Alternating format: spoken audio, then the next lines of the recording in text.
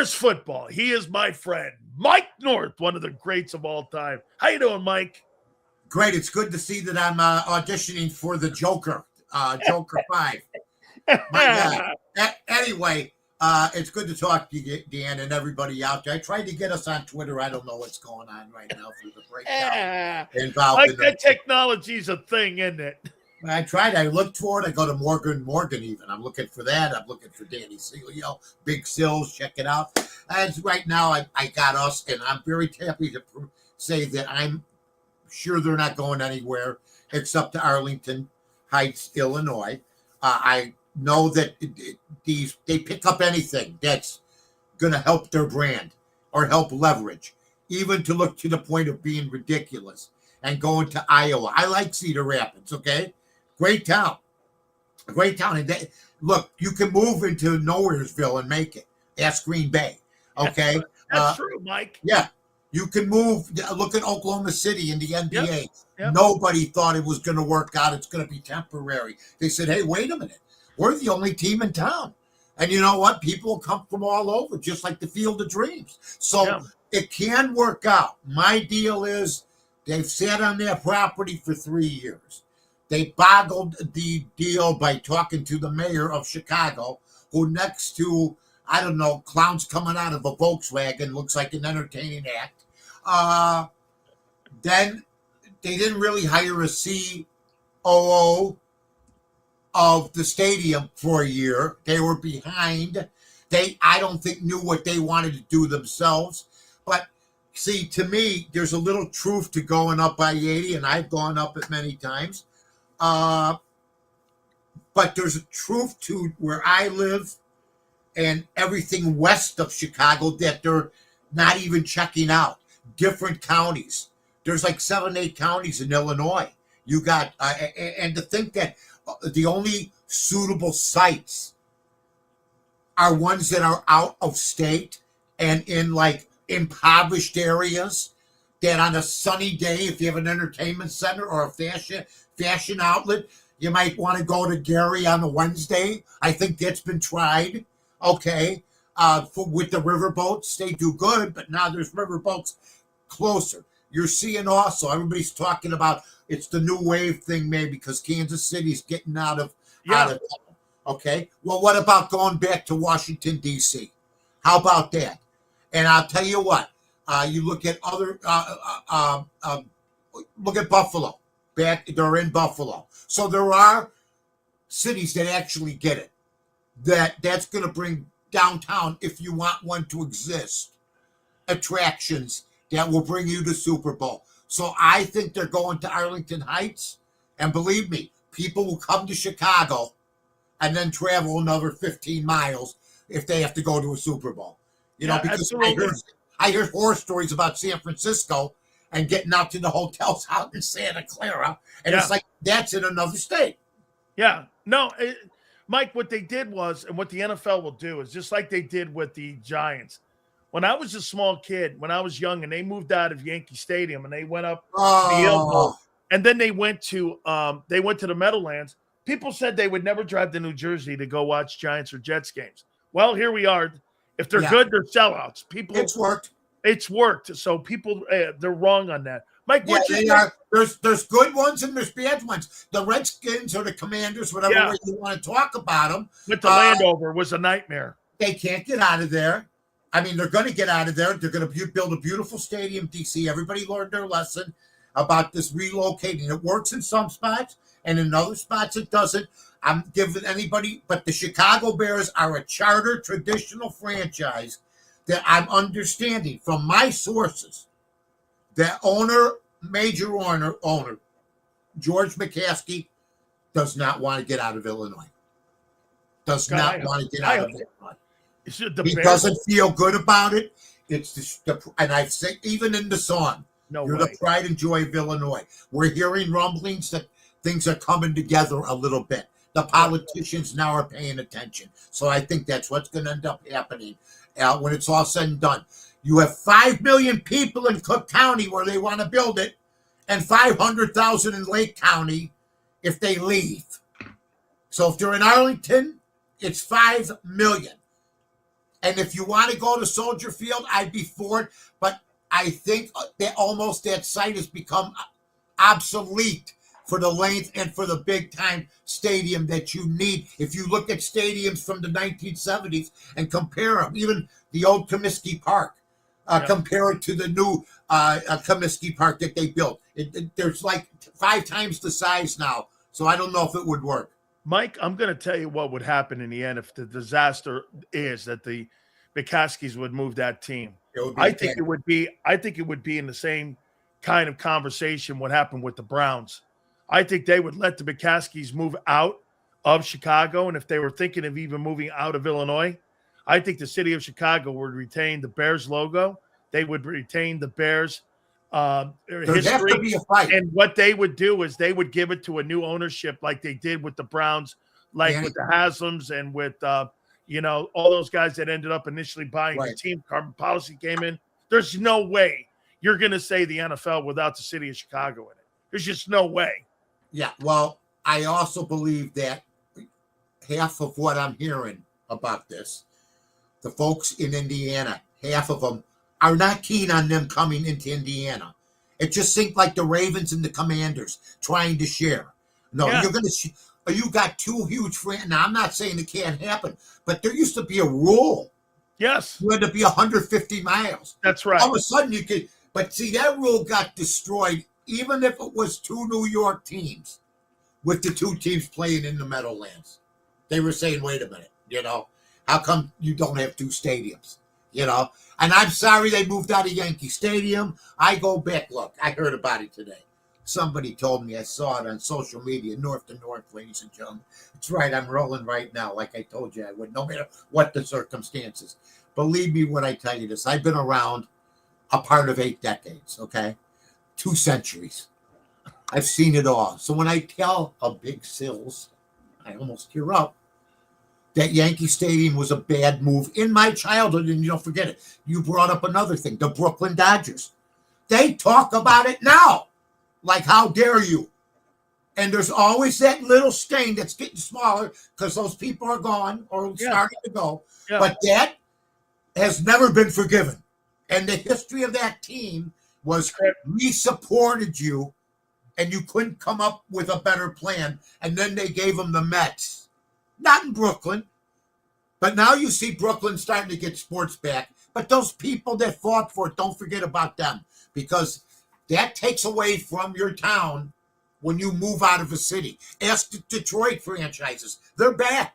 Bobby Valentine told me a story on the Mets. The ball playing Bobby Valentine? Yeah, he's my uncle. He's my cousin.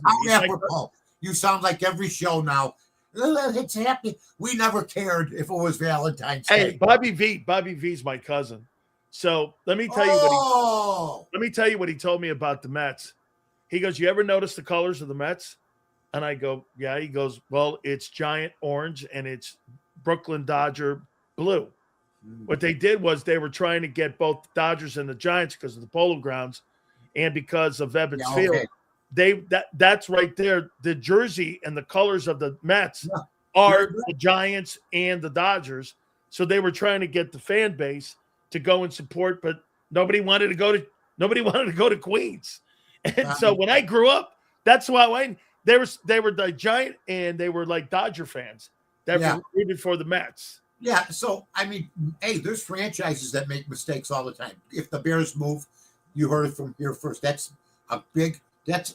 hurting their franchise, not helping it, and they're also turning their back on at least 20 to 25% of the Bear fans because not everybody's going to like it. And somebody once said, and I understand, I'm the guy.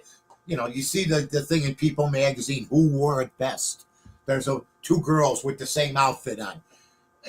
And the one girl gets 35% and the other girl gets 65%. But, the 65% girl goes, man, that's great. But the 35% goes like this. No. But that's 35% thought you looked better than her. And that's a positive number. Absolutely. Mike, would you make a Super Bowl 60? Look, my old pal, you're an old pal. Last week we had a few laughs. I called him Big Bunny.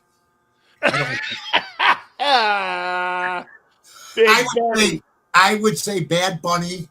Look, I go back to every entertainment genre my whole life, so I love entertainers. As an entertainer, although I thought I was watching an episode of McHale's Navy, for Christ's sake. But seriously, I didn't know what the lyrics said. I wouldn't care.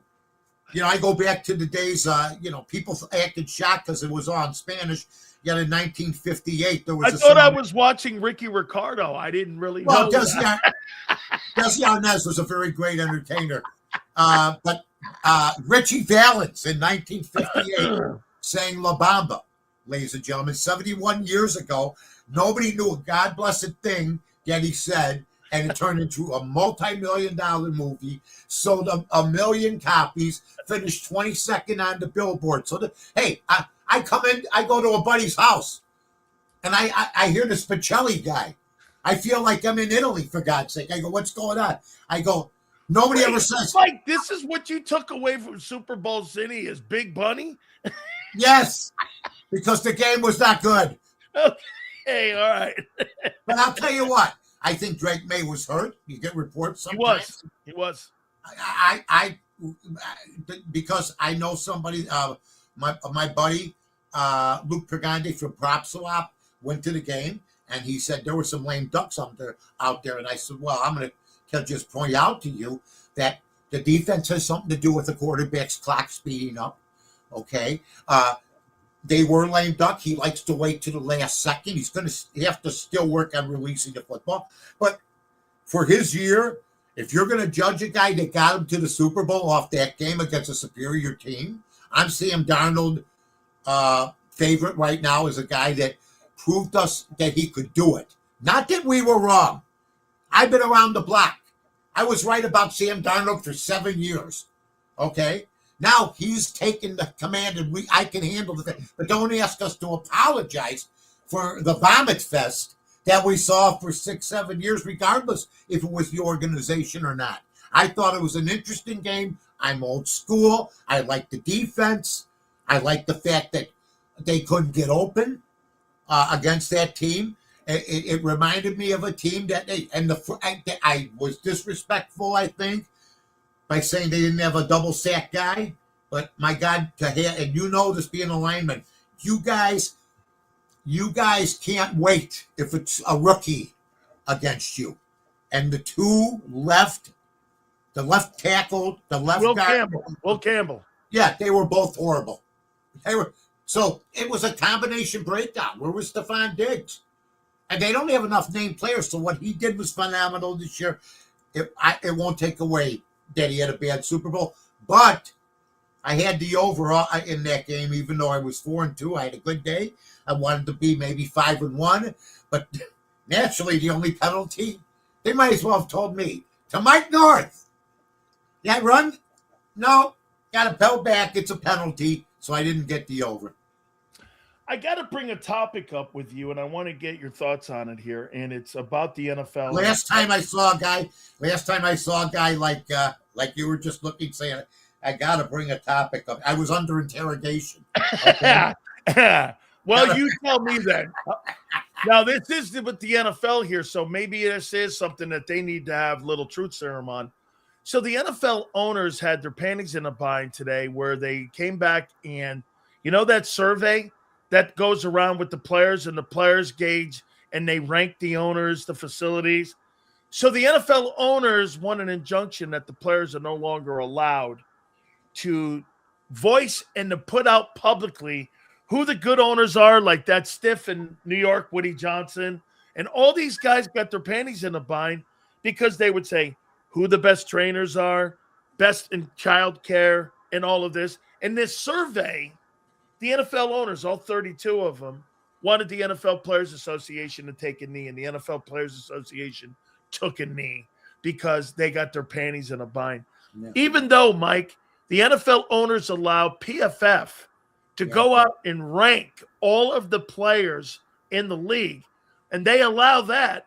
But, hey, if you say anything negative about an NFL owner, if you're the Players Association, the NFL Players Association is the weakest pro sports union that will ever. I mean, it's just terrible. I mean, Well, and I'll here's tell the you owners this. again, kicking the players in the teeth. Yeah, I agree with you, Dan. And I also know this. As a guy in Chicago that has battled ownership, that is family, it's been tough on me at times. They forgot to get my press pass. There's things that they do because they hear you criticize them on the radio when in fact you're independent of them. That's when I was on a station that didn't carry the teams. So they try to do things, and some of them pull shenanigans. Well, you better be careful here, Mike, because the Philadelphia Eagles, Bob Lang, their PR director, watches the show diligently. And anytime I take a shot at them, he calls my boss and asks them to fire me.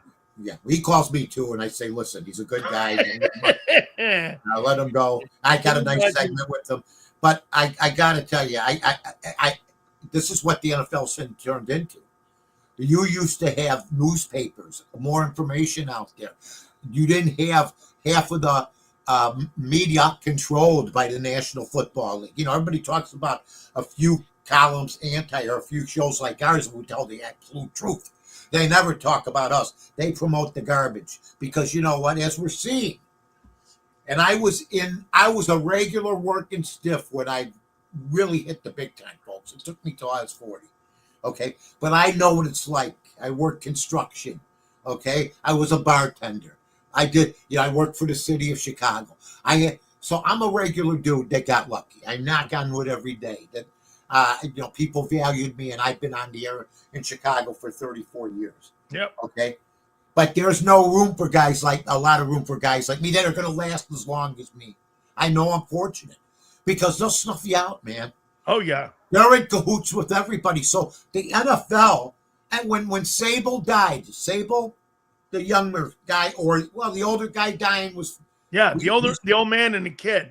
The kid dying was the end, and him selling was the end to the NFL because now they control everything. And people that have jobs on media, guys know nothings that would always be know nothings if they didn't have the NFL for them, okay? Given the platform, which is great. I've been there, done it. It's great, and then it's not so great, okay? At least I made a ton of dough in my world. And so my deal is that's good, what we're going to hear more of. They don't want any negativity, but they don't know what made them. Guys like Howard Cosell. You know what's taken over sports talk? Political talk. Yeah. There's more disagreement, whether you like it or not.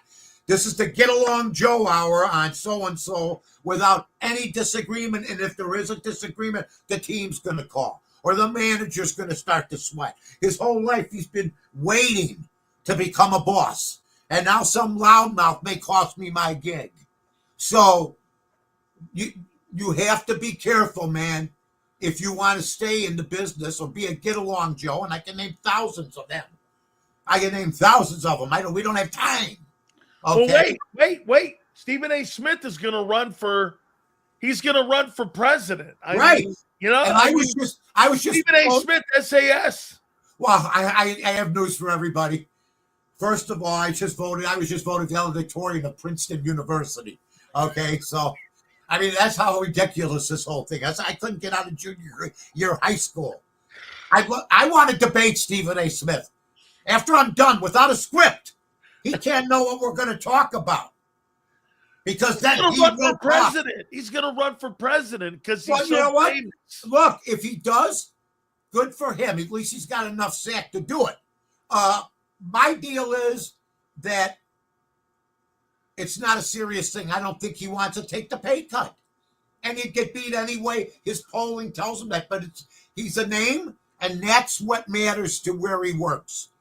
I've been there. It's about the name, about establishing the name, trying to keep it alive, being a little controversial. That's the way it is right now. You know what's funny, Mike? You and I never try to be controversial. The truth No, I was like on the corner. Mike, do you agree? I tell people this all the time. Truth is controversial. 100%. I don't even have, and you know me, I've always had to come back with you. I'm back. Truth, right? Yeah. TRUPH. People would rather be lied to in life because it makes you feel better than tell the truth. Because the truth makes you uncomfortable. They want applause. They Yes. want applause by their own people. Look, even at my lowest, even then, when it was my birthday, my whole family was there clapping. Well, that you made it? Made some of them of yourself, but they're always going to be there to clap for you. It's the other people that will turn on you in a heartbeat. They'll turn on you in a heartbeat, the other people. That's it. Hey, if you're waiting for the phone, call. I got a better chance of getting a call from Magic Kids Rug Cleaning. Okay? Come on. Oh, man. Mike, I got one. It's a crazy life. It's a beautiful life. God bless America. We wouldn't be where we are without this. Look how much fun this is. Absolutely. You know why I made the dough? Because I didn't worry about making the dough. Right. I said, this is what I've been doing since I was 10, and I'm going to go out this way too. Going to talk the talk. Mike, I have a guy who's going to be one of the most expensive nil guys in all of college sports. Do you know who that guy's going to be? Trinidad? No, guess who? Charlie Woods just signed with Florida State to play golf. Oh. Do you know the money that kid is going to generate between Rolex, American Express? That's Tiger's kid. Right. And he's pretty decent. He's going to make if Arch Manning makes $7 million or $6 million, this guy's going to make $12 million as a golfer at FSU. I pray to God that he comes through. He won't be his dad. I hope he learns things. I wish him nothing but the best.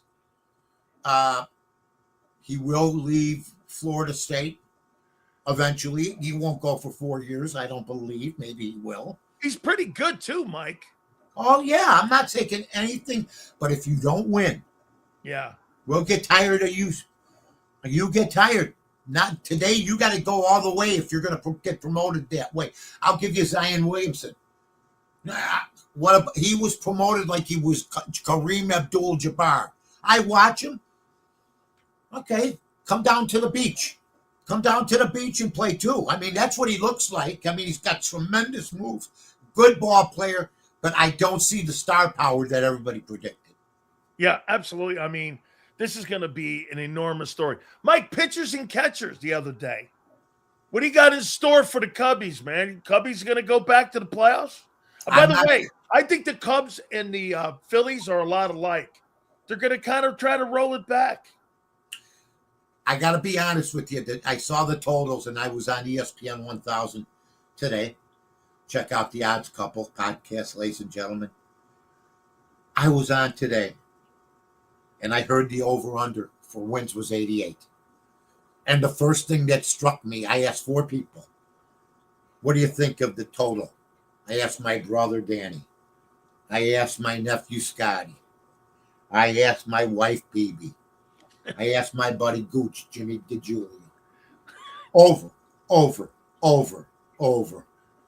And I know they made some good moves, but I go back to where you had back in the day. You had to have about 3.5 great pitchers or good pitchers to win it all. Okay. Now it's a different ball game.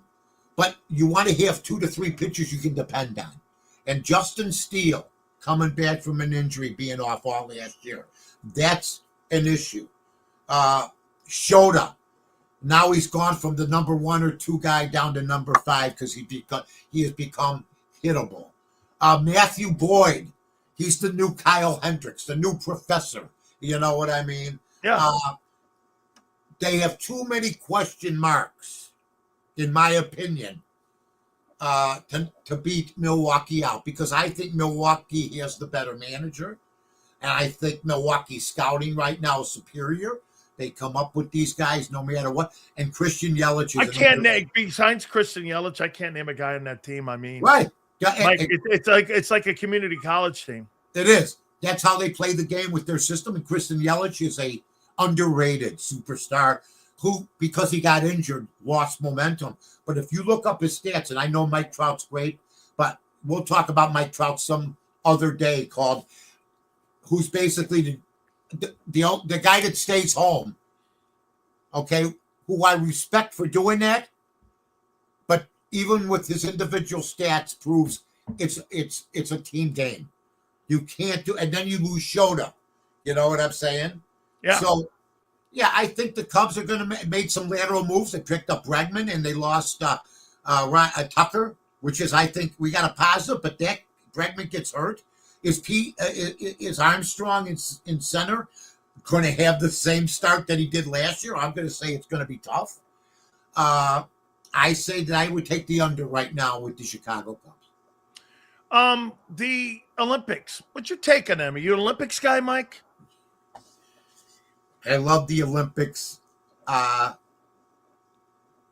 I only love the winter. I love the bobsledding. Okay, I love curling. I would think a guy like you in Chicago, with all the snow, you'd be all good with this here, man. I mean, Winter Olympics, right? Well, no, look at we did with different winter games. Okay, snowball throws, hit the bus and run. You know what I'm saying? Skitching that we used to grab the back bumper on the No, I love that. I've done that. Yeah, skitching. The winter games to us a lot different. Don't hit the dry sewer.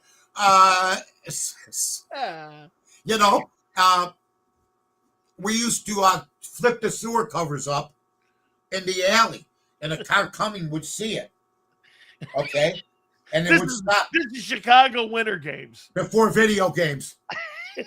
Well, we had to make up, and we'd wait till the guy got out of the car, and we'd be on the garage roofs and start throwing snowballs at him. That's early '60s. It was a different time. That's Mike, were you a bad kid when you were growing up? I mean, were you just like a hellraiser when you're there in Chicago? No, I got away with a lot. Every kid has fun, and sometimes I wasn't a bad kid. I just didn't get good grades. I loved every sport. I loved the sports. We were the guys in the neighborhood that were the athletes. You're surrounded by 5 street gangs. And the only people that nobody messes with, what's that in his hand? And the one gang member goes, I think that's called a baseball glove, to be honest with you. And so we never had an issue, but we had like 18 of us. And they knew that we weren't to be trifled with. I mean, I think you were one of those guys that could be in both. Well, I saw the Philly Godfather thing with you on the motorcycle. I was fearful. Well, Mike, I'm going to give you a little like behind the curtain here on Big Cells. I love behind the curtain. I've been to the White House, and I've also been at a social club. There you go. Okay, I mean, I've been to the Bergen Fish and Hunt Club. Oh, and I've also been to the White House. So I mean. Hey, but as Jim McKay would say, spanning the globe is what we used to do. So when I was a kid, I've been everywhere with that. Yeah, you've been everywhere, man. And the same with me. Been very fortunate getting awards. And the same, just patting myself on the back, because if you don't toot your own horn, Harry James ain't going to do it. So my deal is I've been all over too. And I'm so lucky to be in this business. And I liked it when it was more independent, but I think it's opened it up for so many guys like us that can do good stuff. And we're always battling people. Mike, the reason that we're still doing it is because everyone today stinks. Thank you. Well, not everyone. I'm going to go 85%. 85% of the guys on the air today stink. Because you know why? When I tune on a radio station, hey, no disrespect to that 690 thing. You know that 690 station in Chicago? I tuned it on and listened. I thought I was listening to the same guys from 6A to 6P, and it's the same shit it's the same stuff.